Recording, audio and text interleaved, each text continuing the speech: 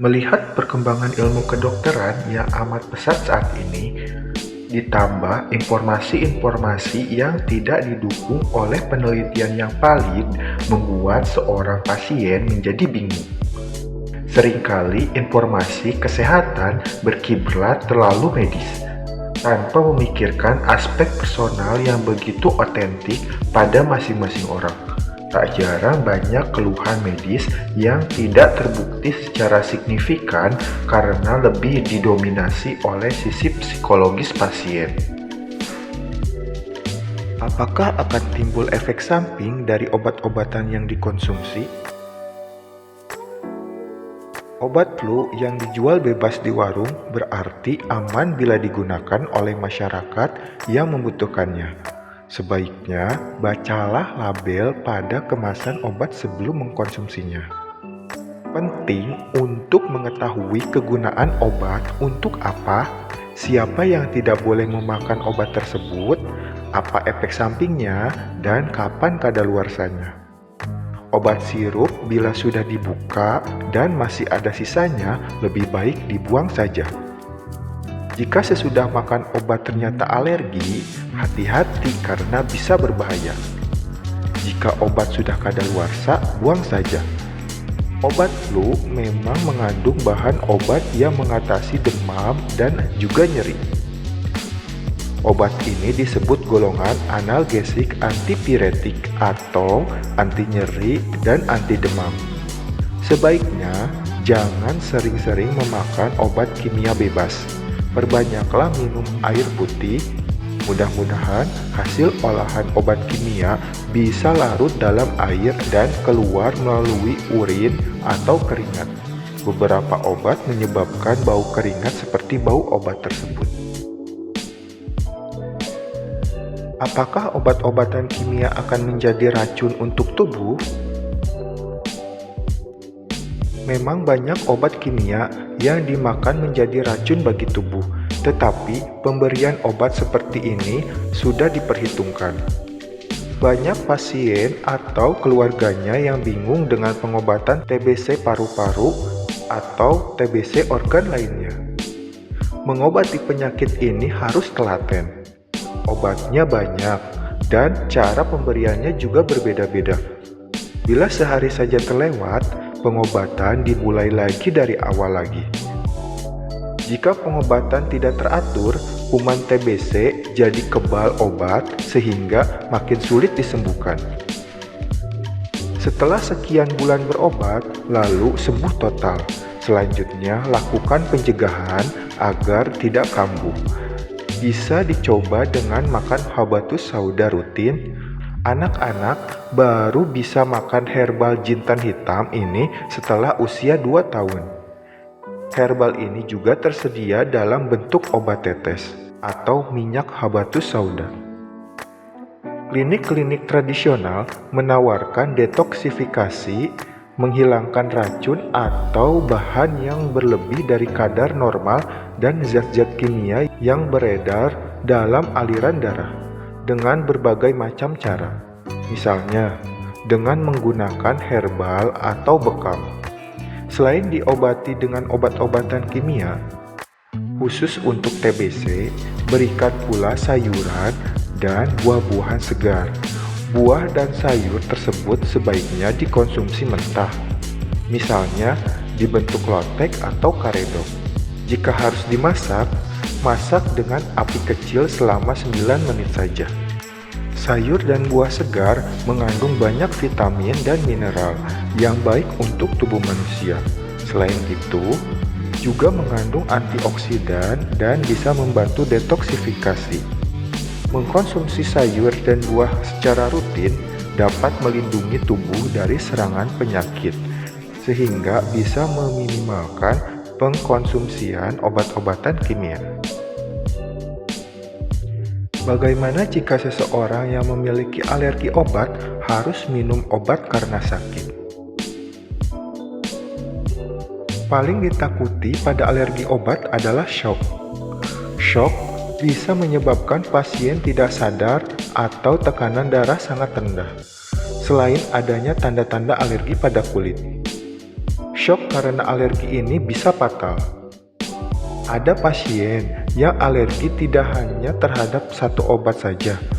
Obat yang sering menimbulkan alergi diantaranya antibiotik, obat yang digunakan untuk membunuh kuman penyebab infeksi, misalnya amoxicillin, golongan sulfa, tetrasiklin, cefazolin, dan banyak lagi.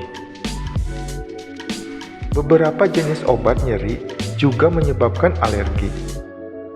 Dan beritahu kepada dokter bila berobat agar dokter itu tidak meresepkan obat yang sama atau obat segolongan yang berefek sama. Alergi obat bisa berdampak fatal seperti contoh pasien tadi. Jika takut terhadap obat, trauma karena alergi, tingkatkanlah kekebalan tubuh agar tidak mudah terkena infeksi. Anda bisa mengkonsumsi habatus sauda, meniran, madu, delima, kurma, dan lain-lain. Apa yang disebut dengan penyakit degeneratif? Degeneratif artinya penurunan atau kemerosotan fungsi ataupun struktur sel-sel dari organ. Terjadi seiring makin tuanya seseorang. Proses menua dimulai pada usia 25 tahun. 40 tahun yang lalu, proses ini terjadi pada usia 30 tahun. Mulai usia 25 tahun, fungsi organ menurun 1% setiap tahun. Menurut para ahli, penyebabnya adalah gaya hidup, pola makan, pola pikir, dan stres. Sebagai budaya masyarakat maju. Budaya ini disebut sebagai Western lifestyle. Misalnya, tidak cukup olahraga, menghadapi stres jangka panjang, mengkonsumsi makanan yang tinggi lemak dan sedikit nutrisinya, serta suka minum alkohol dan merokok. Menurut WHO atau Badan Kesehatan Dunia, penyakit degeneratif muncul karena pola makan 4 sehat 5 sempurna. Dalam perkembangannya, pola ini selama 50 tahun dianggap keliru. Pada konsep ini, roti, sereal, pasta, dan tepung, semuanya karbohidrat menjadi porsi terbanyak dari makanan sehari-hari, yaitu 6-11 porsi. Sementara itu, sayur, buah, protein masing-masing hanya 2-3 porsi. Mengonsumsi karbohidrat terlalu banyak dapat memicu kadar gula darah meningkat tiba-tiba, tetapi drop dengan segera. Inilah pemicu penyakit degeneratif. Penyakit degeneratif yang dimaksud adalah obesitas, tekanan darah tinggi, diabetes mellitus, penyakit jantung koroner, stroke, dan kanker. Karena itu, tinggalkanlah konsep 4 sehat 5 sempurna sebagai konsep sehat gizi seimbang. Lalu lengkapi dengan olahraga, kendalikan stres dengan cara benar, dan jauhi kebiasaan buruk yang merugikan kesehatan.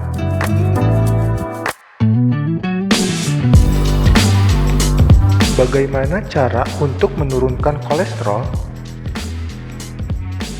Kolesterol itu penting untuk kehidupan. Zat ini merupakan bahan untuk membuat enzim, hormon, dan neurotransmitter atau zat yang dapat melanjutkan atau menahan rangsang saraf untuk rasa ataupun gerak. Jika kolesterol berlebih, sedangkan kebutuhan untuk membantu fungsi tubuh sudah terpenuhi, kolesterol menjadi bertambah dalam cairan darah. Cairan darah menjadi lebih kental dan pH darah menjadi asam. Dengan pH asam, darah dapat mengiritasi dinding pembuluh darah sehingga terjadi peradangan di dinding pembuluh darah. Terjadilah mekanisme tubuh untuk memperbaiki peradangan dengan menutupi luka. Luka yang menutup ini menjadi pemicu bagi mengendapnya kolesterol di sana. Itulah plak pembuluh darah. Jika plak itu tumbuh di pembuluh jantung, jadilah penyakit jantung koroner. Bila plak berada di pembuluh otak, jadilah stroke. Walaupun terjadinya setelah sekian lama, tidak berarti nanti saja kalau sudah terjadi baru berobat. Sekarang, Anda sudah tahu kolesterolnya harus diturunkan. Dokter tentu sudah memberi obatnya. Jika Anda tidak mengubah gaya hidup, obat tidak akan berhasil menurunkan kolesterol. Apabila kolesterol belum menyumbat pembuluh darah dan hanya melambatkan aliran darah, plak setempat dapat menimbulkan pegal-pegal. Pegal-pegal bisa berpindah-pindah tergantung letak stasis. Jika Anda disiplin, olahraga atau senam setiap hari atau disesuaikan dengan aktivitas dapat menurunkan kadar lemak tubuh dan menurunkan kolesterol darah. Jangan makan dulu sesudah selesai olahraga, tetapi minumlah yang cukup. 1 jam kemudian baru makan. Jika makan begitu selesai senam, tubuh Anda bertambah gemuk karena makan akan lebih banyak karena lapar.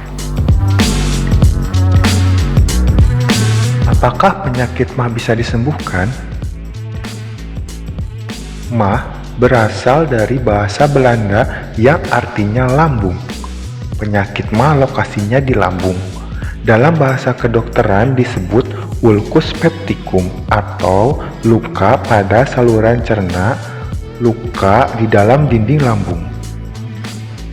Lokasi ulkus atau luka terbuka pada permukaan kulit atau selaput lendir bisa di lambung, ulcus gastricum, bisa di usus 12 jari, ulcus duodenum. Pada mulanya, gejalanya tidak enak perut, kembung, perut berbunyi, lama-kelamaan terasa nyeri. Kadang-kadang, bila sedang terasa nyeri, dengan makan sesuatu, nyerinya hilang. Namun, kadang-kadang tetap saja nyeri. Jika tidak diobati, nyeri bertambah. Luka itu terjadi karena iritasi asam lambung atau HCl yang diproduksi berlebih. Asam lambung dihasilkan oleh dinding lambung yang membantu proses pencernaan makanan. Jika asam lambung berlebihan saat perut kosong dan tidak ada makanan, asam lambung mengiritasi atau melukai dinding lambung. Terjadi luka yang berakibat nyeri lambung. Nyeri lambung dapat dirasakan bila makan makanan rasa asam.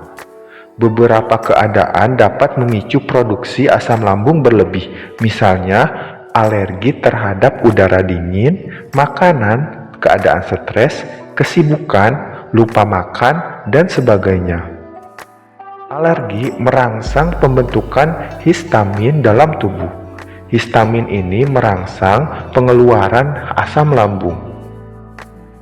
Stres merangsang saraf otonom atau saraf yang tidak disadari mengeluarkan hormon adrenalin yang berefek merangsang pengeluaran asam lambung. Jadi, alergi dan stres dengan berbagai penyebab dapat mengakibatkan ulcus pepticum. Insomnia dengan berbagai sebab juga dapat meningkatkan asam lambung. Atau sebaliknya, produksi asam lambung berlebih dapat membangunkan Anda selagi tidur karena nyeri perut sehingga terjadi insomnia. Seringkali pasien-pasien dengan ulcus pepticum mempunyai sifat cepat panik, mudah putus asa, buntu pikiran, tidak puas dengan keadaan, dan kurang bersyukur. Penyakit ini bisa disembuhkan. Caranya selalu berpikir positif. Pengalaman hidup menjadi pelajaran untuk hidup lebih baik. Katakan bahwa semua masalah yang dihadapi di masa lalu telah selesai dan mengantarkan kita sampai ke hari ini. Jika masalah hidup muncul lagi, namanya juga hidup, pasti diuji. Usahakanlah mencari jalan keluar pada Yang Maha Pengasih dan Maha Penyayang. Berserah diri padanya. Bila berobat ke dokter, pasien ulcus pepticum akan diberi obat antasida. Antasida artinya anti asam. Obat ini hanya menghilangkan nyeri sementara, tetapi akan kambuh lagi nanti. Terlalu sering mengkonsumsi obat ini bisa menyebabkan asam lambung tidak dihasilkan lagi. Timbullah masalah baru. Kalau memang tidak ada lagi obat yang bisa menghilangkan nyeri lambung selain antasida, pakailah jika perlu saja, sebab antasida bukan untuk menyembuhkan. Lalu, ulcus pepticum ini harus diapakan? Selalu berpikiran positif dan tenang juga merupakan langkah penyembuhan. Mau tahu obatnya? Minumlah 1 gelas air putih hangat dengan 7-10 tetes air jeruk nipis. Percayalah, jeruk nipis itu asam rasanya, tetapi basa sifatnya, sehingga sangat baik untuk tubuh.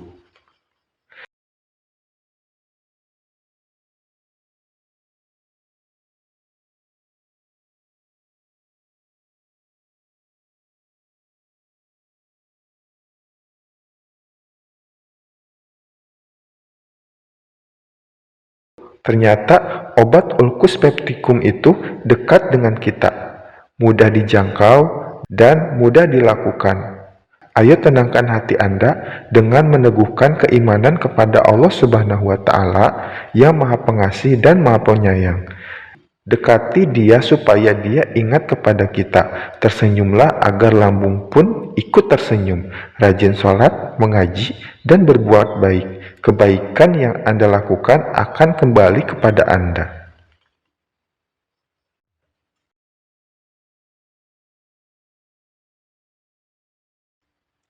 Apabila minum kopi, jantung sering berdebar-debar. Jika demikian, apakah tidak boleh minum kopi? Minum kopi bukanlah sesuatu yang jelek, tetapi kalau bisa menghindarinya merupakan dukungan bagi kesehatan. Kopi itu mengandung kafein yang berefek menyempitkan pembuluh darah. Aliran darah akan melambat dan asupan darah ke jantung berkurang. Jantung yang kekurangan oksigen, debarannya meningkat. Kadang-kadang tidak beraturan. Anda merasa berdebar-debar dan sesak. Kafein juga merangsang pembentukan asam lambung. Ini juga memicu luka lambung sehingga terjadilah nyeri lambung. Kadang-kadang jenis kopi tertentu menyebabkan keluhan tadi. Minum kopi bagi mereka yang tidak bermasalah bila meminumnya. 1-2 cangkir sehari tidak apa-apa. Kopinya yang tidak pekat. Jika Anda membiasakan minum air jernih dengan tetesan air jeruk nipis, itu akan lebih baik lagi bagi kesehatan Anda. Lambung Anda juga akan membaik. Mudah-mudahan bila lambung Anda sudah sehat, bisa minum kopi lagi. Namun, tidak minum kopi bagi Anda adalah cara bijaksana untuk memelihara kesehatan khususnya. Dengan minum air bertetesan jeruk nipis dapat membuat cairan darah menjadi bersifat basa. Cairan darah yang ber-pH basa adalah normal dan membantu memelihara kesehatan tubuh. Keluhan-keluhan tidak enak badan atau pegal-pegal akan berkurang, bahkan hilang. Apakah penyakit diabetes bisa diturunkan? Anda wajar bila khawatir terkena diabetes mellitus karena orang tua Anda dua-duanya diabetesi atau orang yang menderita diabetes mellitus. Dalam sel-sel tubuh kita terdapat inti sel. Inti sel mengandung DNA, suatu zat yang disebut gen. Gen itu membawa sifat-sifat fisik dan jiwa. Sifat-sifat dalam gen ini bisa menjelma atau tidak menjelma, atau belum menjelma setelah melalui suatu proses. Misalnya, sifat-sifat kewanitaan atau kelaki-lakian baru muncul ketika berproses mencapai usia pubertas. Diduga bahwa lingkungan sekitar dan atau keadaan emosi serta mental kita dapat mempercepat ataupun menghambat proses ini. Menurut Kuzao Murakami, berpikiran positif akan membangun gen-gen bermanfaat. Faktor-faktor positif seperti kegembiraan, kesukacitaan, kepercayaan, dan doa dapat mengaktifasi gen-gen yang berharga. Sementara itu, faktor-faktor negatif seperti kegelisahan, stres, rasa takut, dan sakit dapat menonaktifkan sel-sel berharga. Allah Subhanahu wa Ta'ala berfirman bahwa manusia itu insan yang diciptakan dalam kesempurnaan badan dan jiwa, tetapi pilihan hidup diserahkan kepada masing-masing orang. Setelah kesempurnaan penciptaannya, Dia mengilhamkan jalan dosa dan jalan takwa. Buku pedoman memilih pun diturunkan berupa Al-Quran dan dijelaskan oleh Rasul-Nya. Beberapa peneliti mengatakan bahwa kebiasaan orang tua dalam hal makan dan mengatasi masalah itu melekat dan mempengaruhi anak-anaknya di kemudian hari. Misalnya, orang tua suka makan yang enak-enak tanpa memperhatikan sehat tidaknya yang dimakan. Cara orang tua menghadapi masalah, apakah panik dan sulit tenang, gelisah, atau galau? Jelas sifat ini tidak baik. Mungkin kebiasaan tidak baik ini menjelmakan penyakit turunannya. Jika cara-cara hidup orang tua itu mempengaruhi dan menjadikan perilaku anak-anaknya sama dengannya, gen penyakit pun akan muncul mendera turunannya. Anda ada harapan tidak menderita diabetes dengan cara berperilaku dan berbuat yang baik-baik, atau seandainya Anda bisa mendeteksi perilaku kedua orang tua yang kurang baik dan memungkinkan terjadinya diabetes. Ubahlah, jangan diikuti. Misalnya, pola makan yang kurang sehat, emosional, atau tidak mudah memaafkan. Rasulullah SAW mengajarkan, obati penyakitmu dengan sedekah. Orang yang terbaik itu yang bermanfaat bagi orang lain. Berilah kemudahan kepada orang lain, nanti Allah memberikan kemudahan kepadamu. Jangan marah. Allah itu tergantung pada cara pandang Anda kepadanya. Dekatilah Allah, berusahalah, dan berdoalah. Bagi yang tidak mempunyai penyakit turunan, hati-hati juga dengan gaya hidup, pola makan, dan pola pikir. Bagaimana bisa seseorang yang memiliki riwayat diabetes tetapi meninggal karena serangan jantung? Gula yang meninggi dalam darah menyebabkan cairan darah menjadi kental dan aliran darah menjadi lambat. Cairan darah ini dapat mengiritasi pembuluh darah, membuat luka, dan terjadi peradangan.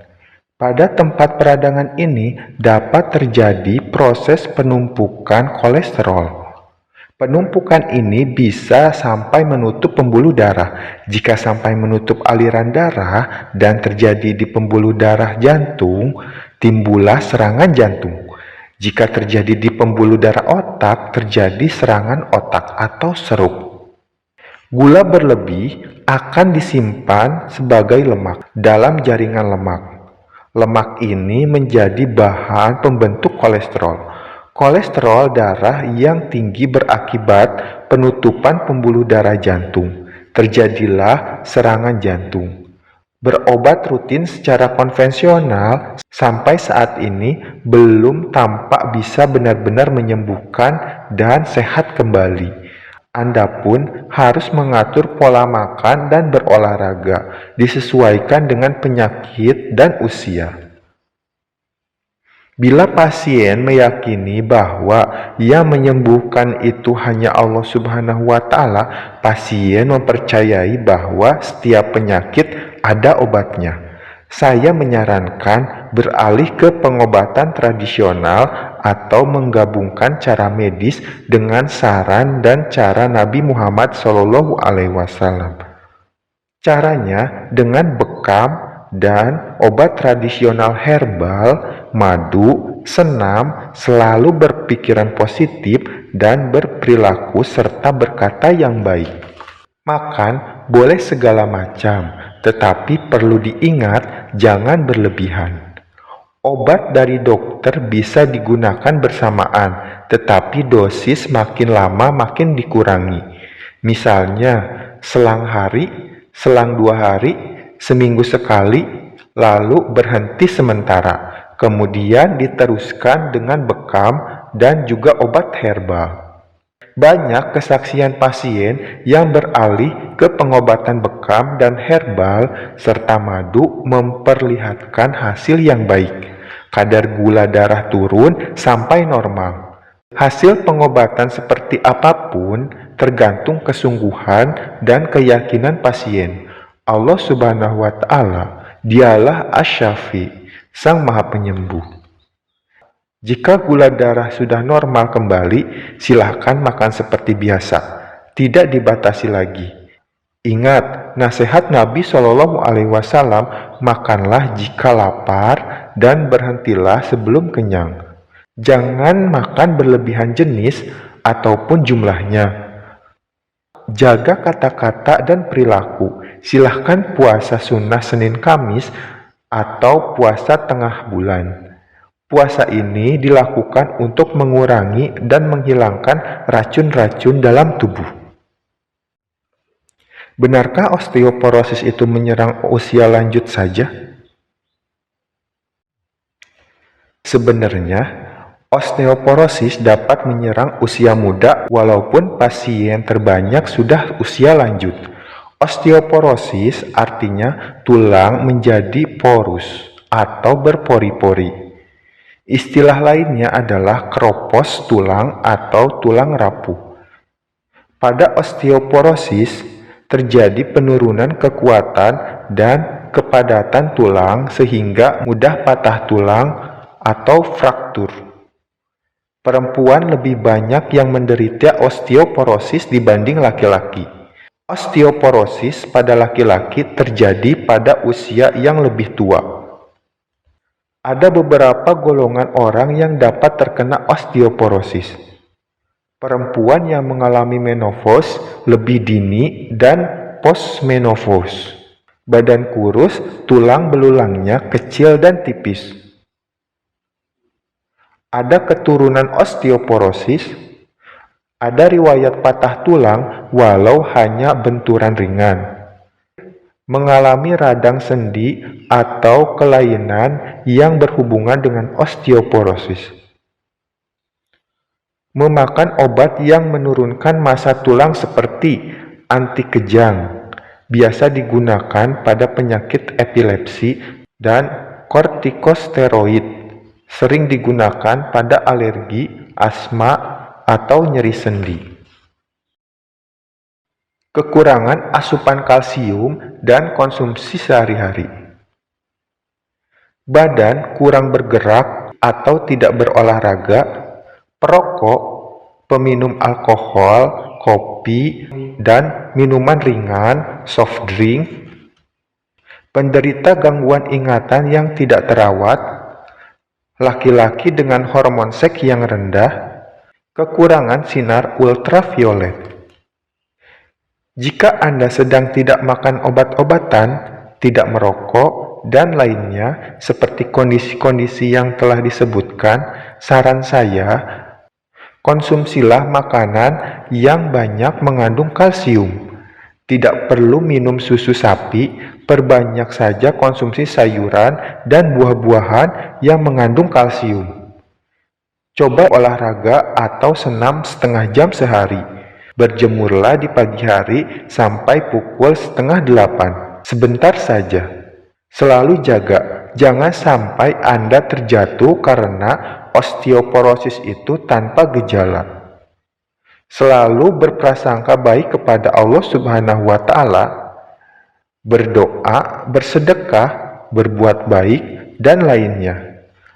Hati yang baik memudahkan akan penyembuhan. Sebelum terjadi osteoporosis, didahului dengan osteopeni. yaitu kekurangan kalsium taraf ringan atau sedang. Apa penyebab osteoporosis agar bisa dihindari? Terdapat dua macam penyebab yang melatar belakangi terjadinya osteoporosis, yaitu penyebab yang dapat dihindari dan yang tidak dapat dihindari. Berikut penyebab yang tidak dapat dihindari. Jenis kelamin. Perempuan lebih banyak mengalami osteoporosis dibanding laki-laki. Usia. Semakin bertambah usia, semakin beresiko terkena osteoporosis. Orang yang terlalu kurus. Perempuan kulit putih dan orang Asia memiliki beresiko tinggi untuk terkena osteoporosis. Perempuan kulit hitam dan orang Hispanik memiliki resiko-resiko osteoporosis yang lebih rendah. Riwayat osteoporosis dalam keluarga.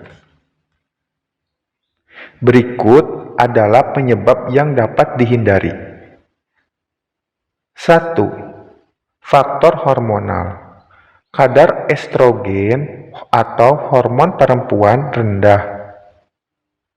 Misalnya, pada perempuan yang tidak mendapat haid atau amenor, atau haid tidak teratur, atau henti haid, atau menopause, dapat menderita osteoporosis.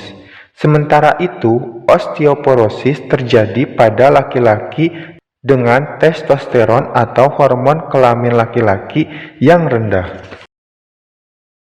2. Gangguan makan, pencernaan kurang baik, tidak ada nafsu makan, dan mengkonsumsi makanan kurang gizi dapat mengakibatkan osteoporosis. 3. Kurang kalsium dan vitamin D. Dari makanan hingga tulang kehilangan masanya terjadinya osteoporosis. 4. Obat yang dimakan paling sering steroid. Obat ini diresepkan untuk asma, alergi, atau lupus. Atau secara tersembunyi mungkin kortikosteroid dimasukkan ke dalam jamu seperti jamu untuk asam urat, untuk pegalinu, penambah nafsu makan, atau untuk mengurangi nyeri sendi. 5. Mereka yang tidak banyak bergerak atau kurang aktivitas fisik atau berbaring terlalu lama. 6. Merokok selain tidak baik untuk jantung dan paru-paru juga buruk untuk tulang. 7. Mengkonsumsi alkohol. Dengan melihat penyebab tersebut, cobalah perbaiki nutrisi seperti tidak terlalu mengandalkan suplemen, olahraga teratur, serta hindari merokok dan minuman beralkohol. Hindari juga minuman ringan, kopi, dan teh. Kafein dan gula pasir yang dikandungnya menghambat serapan kalsium.